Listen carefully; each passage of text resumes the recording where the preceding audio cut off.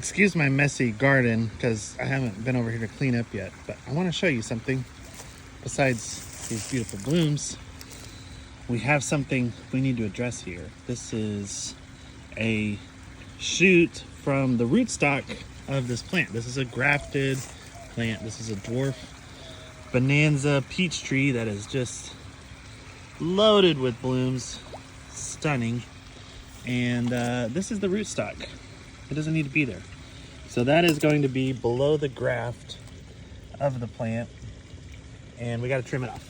Because usually the rootstock is going to be a more vigorous variety of plant, and so this could actually take over and grow taller and faster than the plant itself, especially because this is a dwarf peach tree.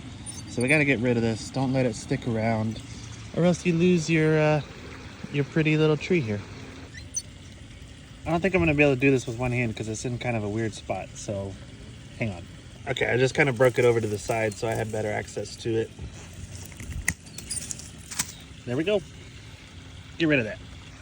All right, so this is gonna, Sam, quiet you. This is going to be just fine now, and the tree can focus its energy on these beautiful blossoms.